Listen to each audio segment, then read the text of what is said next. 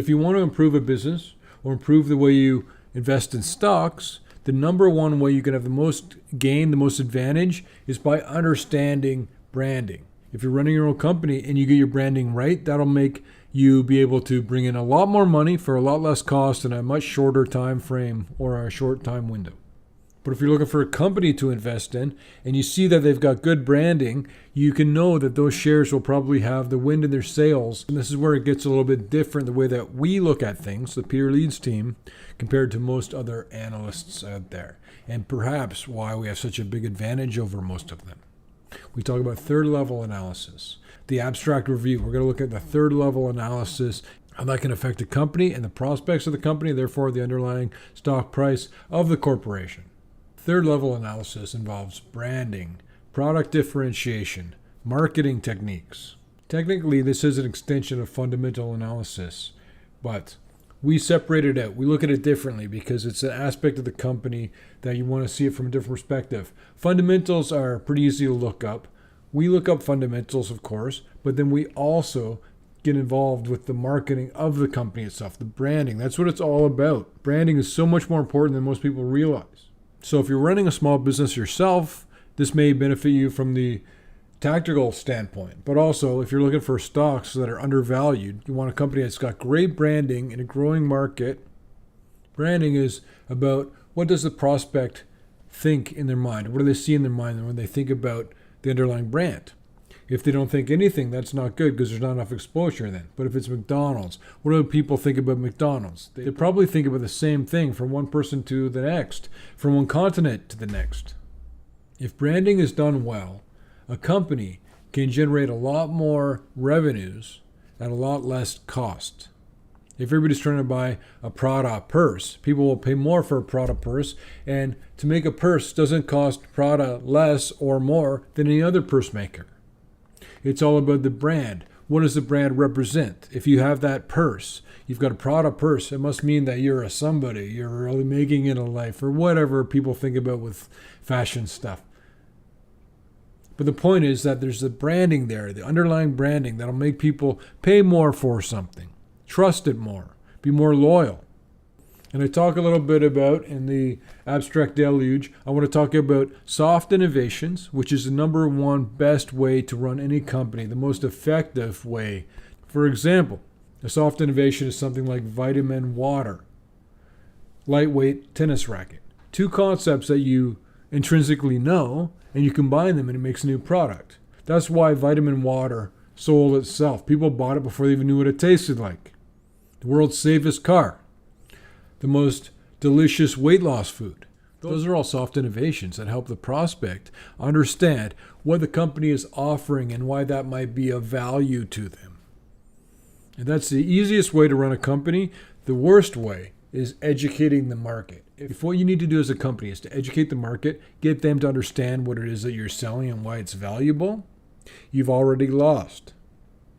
That's why companies have a hard name to remember or pronounce.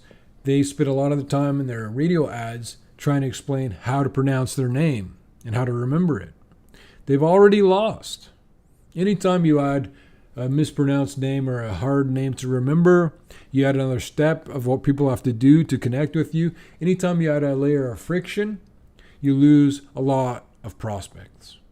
If you're involved with a business or you're looking at an investment that is about educating the market, you most certainly want to move on to some other prospect because that company or stock will be in a little bit of trouble going forward on an ongoing basis as they continually try to educate the market. There's no bottom to it. It's very costly and it's very ineffective, even if you do it properly. And one thing that if you ever do any marketing materials that you should know is that when a human sees another human face, they cannot physiologically not recognize that that's a human.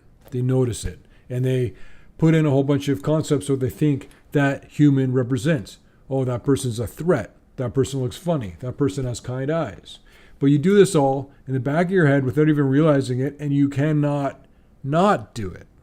That's why it's so important to always use a human face in any kind of marketing thing or any kind of thing at all. Always put a human face. People notice it, they see it. You can ignore words. If you put up a bunch of words about how your company is so great or your product's so great, that can get lost so easily, and it usually does. You put up a picture of a human face, people recognize it, they notice it. And if there's anything in that human that you're trying to get across, such as we're a friendly company, you put a friendly face there, people will see friendliness with your company's information.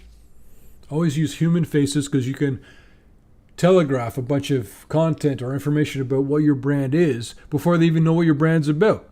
Always remember that if you're the best, doesn't mean anything. You could be the best singer in the world, the best tasting cola, you could be whatever, but that doesn't mean you get to be number one.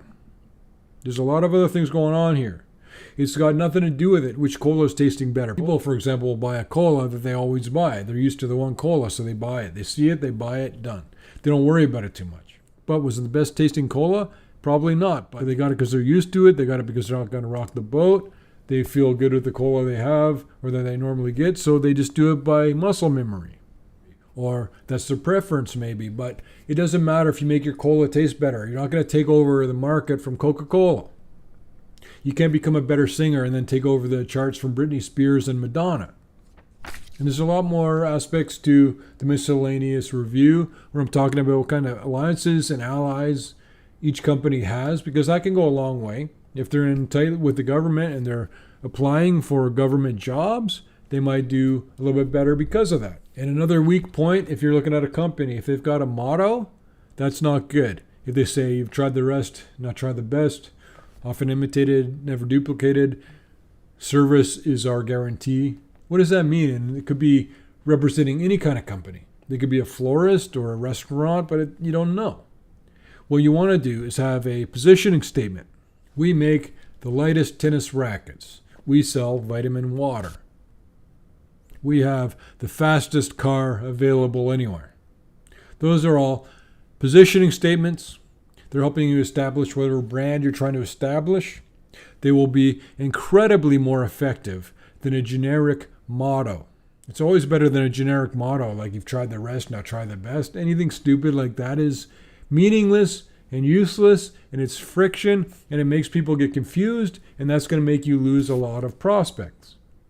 A few of the examples I put in the document from the Peter Leeds Academy: we repair your car within 24 hours guaranteed.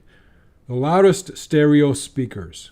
No buffet has healthier food options. Those are all positioning statements that tell you exactly what is for sale. And if you want healthy buffet food options, you're going to go to the healthy food buffet. And I talk a little bit about the medium is the message. If you're selling a fancy watch, you should advertise the fancy watch in a glossy magazine, not on some Kijiji website somewhere. Where you advertise is telling you part of the story about what it is that you're selling. That's what it means when you hear the medium is the message. Pay special attention to that when you're looking at a company you want to invest in. See how they're advertising things. Are they positioning it in certain ways? Are they leaning in with their product differentiation aspect that's going to really get your attention and get you a benefit by buying their product? These are the things that you should look at when you're investing in a company. You look at it from the perspective of the corporation. How are they advertising what it is they provide? What are they giving in terms of value for value? That's how a business runs. Value for value. What are they providing that enough people want a piece of that and they're willing to pay enough money for it that that's going to allow this company to continue to thrive and survive going forward?